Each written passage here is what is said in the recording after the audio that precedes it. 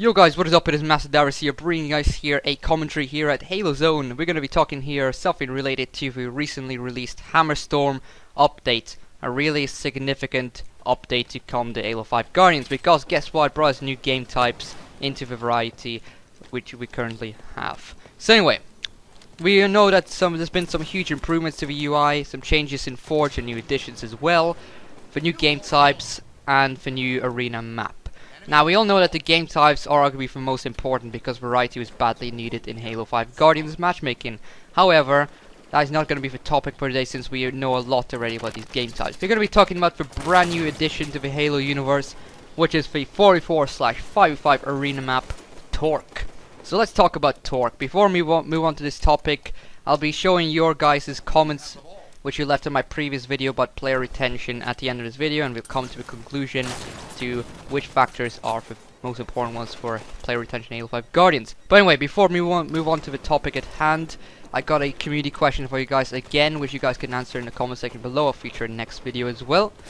And it's regarding Torque, of course. So anyway, what are your guys' opinion on the new map Torque? Do you like it or do you dislike it? And please leave a couple of reasons why you may like it or dislike it. Thank you anyway. So anyway, let's go on to Torque. Let's start off first of all with the Easter egg, the honorable Easter egg. So if you look up into space where the stars are, you can see the initials of Trinity and Lena, which are the two daughters recently deceased in an electrical house fire.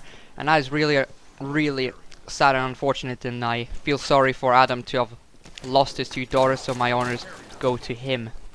So anyway, now we know that 343 wishes for this competitive map to be featured in the HCS map selection, and that is actually really possible because the map is symmetrical, so it can work really well multiple game types: Slayer, Strongholds, and the symmetrical game types known as CTF and now Assault. So let's talk about now the skybox and the setting of a map. If you look up in the sky, of course you see the space, beautiful space and stuff, but also you see a cool metallic ring which is constantly rotating and moving, making the map feel alive. It gives me sort of like this Cairo station feel, because the station was also constantly moving and felt alive. So the setting is really cool. It is a space station. We don't get that many space stations as maps in Halo 5. In Halo. So it's really cool to have a unique space map. And it's even more unique than, for example, Derelict from Halo Combat Evolved. So this is a proper, sweet-looking map. It is UNSC structure, but it's still really cool and unique by the way. So anyway, so the environment itself is really good. 343 have done an amazing job as usual, making this map fit well with all our Spartan abilities. So you can clamber around different spots. There's a lot of good spots for ground pound, a lot of maneuverability and verticality as well. And also, as already mentioned, the walls are unique. For basically all the structure is unique itself. It's not taken off any map at all, so don't worry about that. It is UNSC themed, but it's unique in general. And as already mentioned, it is symmetrical, and therefore it is really good on Assault. I really love Assault on a map. It feels so good. It's like a different experience. It's like unlike any map we have in Halo 5 Guardians, and that's the way it should be. And then you have something else which is proper cool on the map. You have silos. Silos exist throughout the map, and they go up and down, making the map feel more unique. The map is constantly feeling alive, like a robotic station. You have silos going up and down. You have a metal ring in the sky constantly moving. The lighting, even the lighting throughout the map, it changes. Some places can get more lighter because of the sunshine, and some places can get more shadier and darker as a result, which is actually really cool. So aesthetically, this could be the best map we ever had in Halo.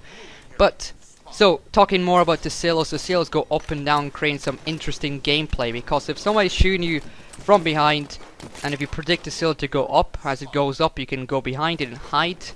And sometimes you can be unlucky and the silo goes down if you're hiding somebody, and you'll be exposed to gunfire and boom, headshot before you even know it. But yeah, so they create some interesting gameplay. I like the addition of these silos, make some dynamic gameplay. And then talking more about the map in general, there's some good routes everywhere pretty much. There's a lot of open areas, so where you can go to flank your opponents, which is brilliant. I really love flanking, it's one of my main strategies, so of course I would love it. So some great routes for flanking. You have a bunch of lanes, like 3 main lanes I would say. You have 2 lanes on the side of the map, and the lane going through top, middle, and bottom middle. So, and moving on, the map has some great map flow.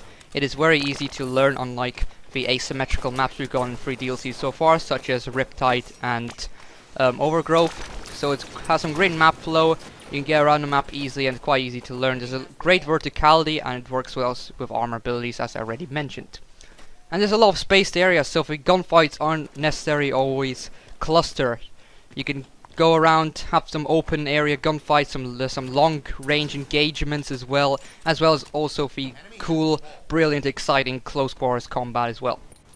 The main focus of the gameplay is constantly focused on top middle, which is where the bomb usually spawns in Assault, or the rocket launcher in Slayer, and also in the bases in Assault as well. So the bases, there's a huge focus on close quarters combat. You can get really hectic in there. The gravity hammer, it's such a beast as a weapon. Yeah, I forgot to mention the gravity hammer.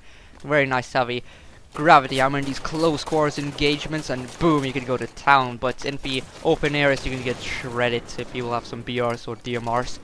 So yeah, the close quarters combat is really intense in the bases. I like that. While in the middle, top middle, is a little bit more close quarterly and long range battles as well. So it's a mix of that. And you have the side of the maps, which are more focused on a good mix of both close quarter combat and long range engagements. Now overall, this map for me feels like a proper classic competitive map, and I really like it. It's growing on me. I really love the way the map flows overall, all these lanes and all these opportunities for making flanking and some creative play. And I love these sort of maps, which is why Empire is pretty much my favorite launch map in Halo 5 Guardians. Still is, and I think Torque is really growing on me. It might be my favorite symmetrical map. I think it's a really special map in my opinion. I'm interested to see what you guys are thinking about this map. So overall, I really love this map, and I think it's a great map, and I'm looking forward to what more original maps free are offering us in the near future, because we have more than just Torque as the original map coming in the future updates. So I'm looking forward to it. So I really love Torque, and yeah, now we're going to be moving on to your guys' comments on the previous videos, so let's take a look at those. So for example, as mentioned here, that the gameplay is fun. Ranks as well are also quite a factor within the arena. The grinding as well for the armor and rec system. You guys seem to enjoy the rec system quite a bit because of these tools. There's also the unique mode Warzone, and you guys also seem to like arena. Some of you guys mentioned that as well. The arena is competitive. Moving on to the next set. You seem to also like the Warzone and the dynamic between the Warzone and the rec system. I agree on that one there. And simply also the grinding for Rex and the custom games. And Matthew, you say that you enjoyed the return of the core fundamentals that make a Halo game good, for example competitive. And I agree with you that one.